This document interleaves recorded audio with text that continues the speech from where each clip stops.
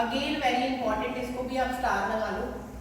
Section 194 क्यों कहता है कि सबसे पहले ये सेक्शन एप्लीकेबल करने के लिए ये देखो कि जो बायर है उसकी प्रीवियस ईयर की टर्नओवर अगर 10 करोड़ से एक्सीड हो रही है, इसको कहते हैं TDS on sale of goods.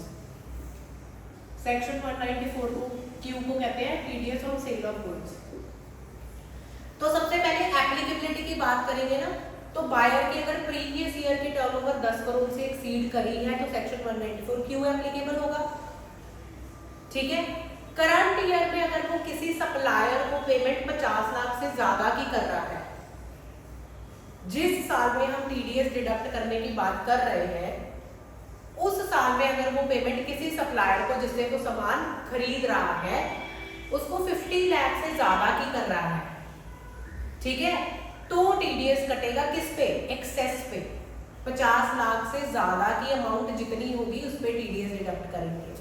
अब कई लोग इसको TDS on purchase of goods भी पढ़ते हैं, TDS on sale of goods, यानी कि purchase from buyer point of view, sale from supplier point of view.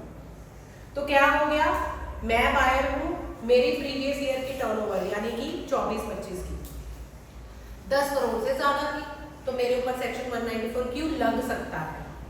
लेकिन अगर मैं इस साल में किसी भी सप्लायर को जिससे मैं सामान खरीदती हूँ उसको 50 लाख से ऊपर की पेमेंट कर ही नहीं रही, ठीक है, तो मेरे ऊपर ये सेक्शन नहीं लगेगा, यानी कि मैं टीडीएस डिडक्ट नहीं करूंगी।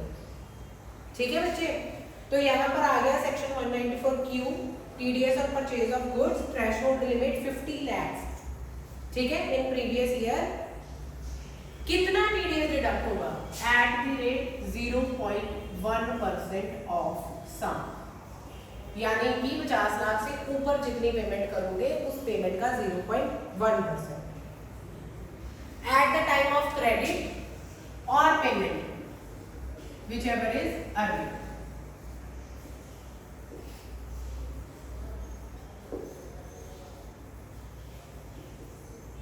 ठीक है। Next is section 1